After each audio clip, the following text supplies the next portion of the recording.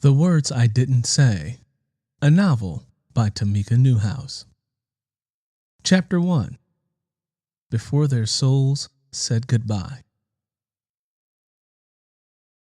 I've been so many places in my life and time. I've sung a lot of songs and made some bad rhymes. I've acted out my life in stages with 10,000 people watching. But we're alone now, and I'm singing this song to you, Donny Hathaway. I studied her face as Donny's voice crooned through the night's air. The song fit perfectly with how I was feeling right now. She was the perfect woman, the perfect wrong for me. I was wrong myself, and I knew that. Selfish in so many ways that I expected her to accept my faults in spite of her pain. She loved me and I loved her, and tonight I wanted to express just how much. She was so beautiful, young, vibrant, and wounded just as I. I smiled slightly and focused in on her eyes. She sat there, only mere inches away from my lips, and breathed in deep. I laughed a little because she could be so dramatic at times. She loved hard, and I loved that about her. But I loved hard too, and that scared me to death, because I only had loved once, and that didn't work out. Don't compare me to her. Don't compare me with your past. I can't win the battle because it's already done. But I can win your future. Janet would beg me often just to be in the moment.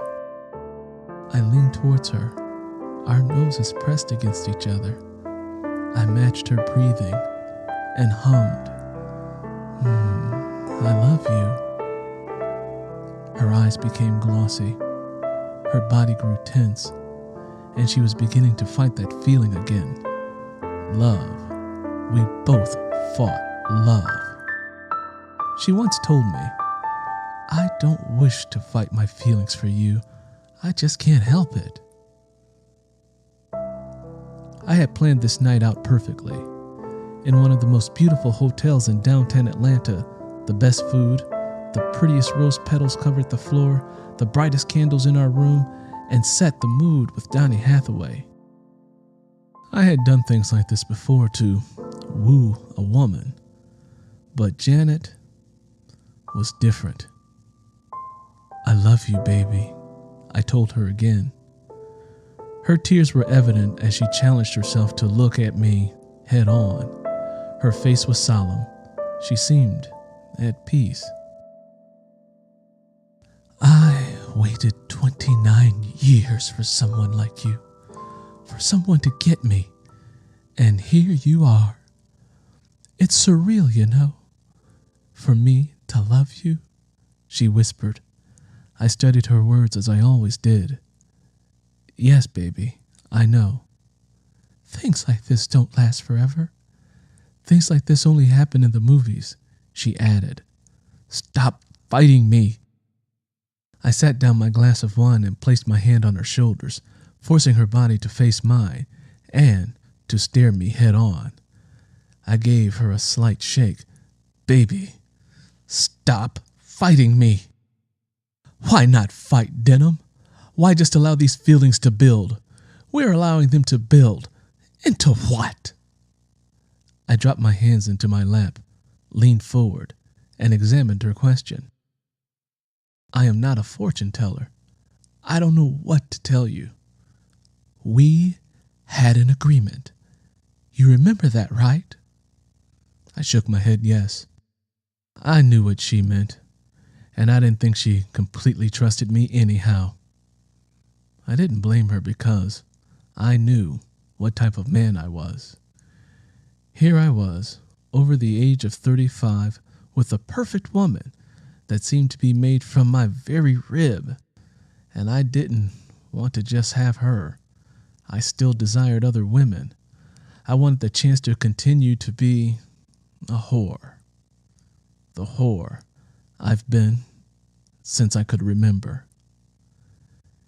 She was perfect for me in all the wrong ways, and the very fact that she could be made for me scared me. So, we made an agreement. But arrangements can be broken, right?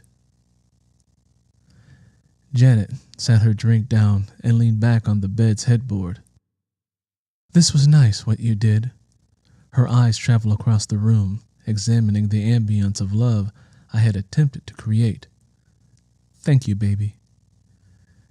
This night, well, this day was perfect.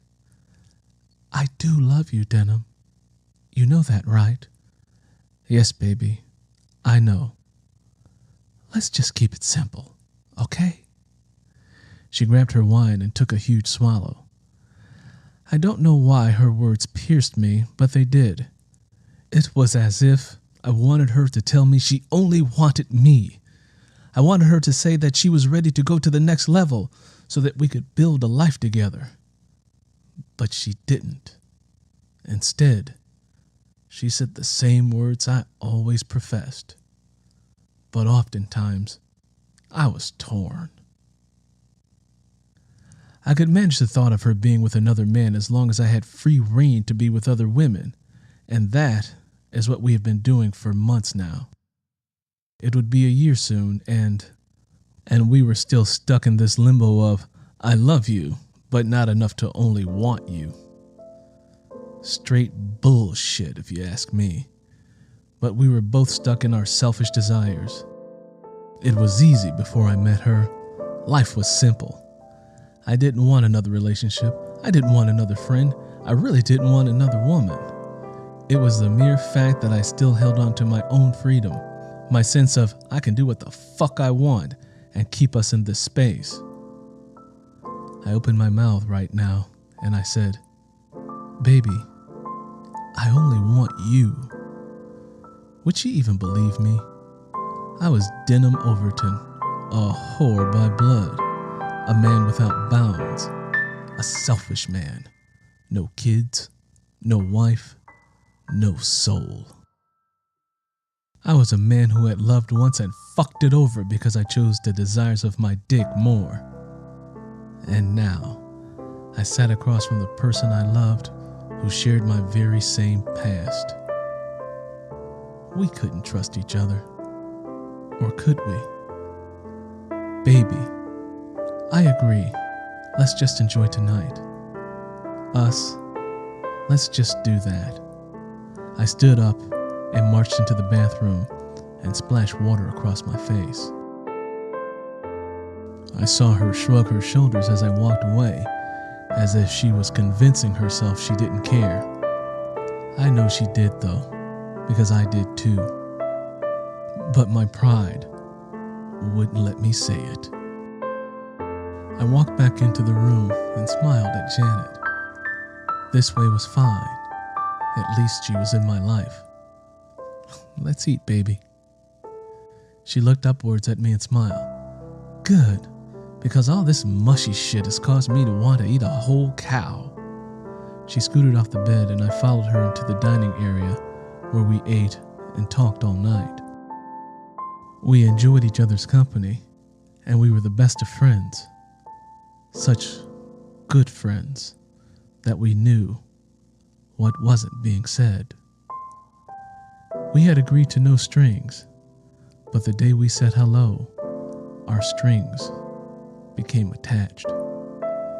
She had become my lifeline, and I, hers.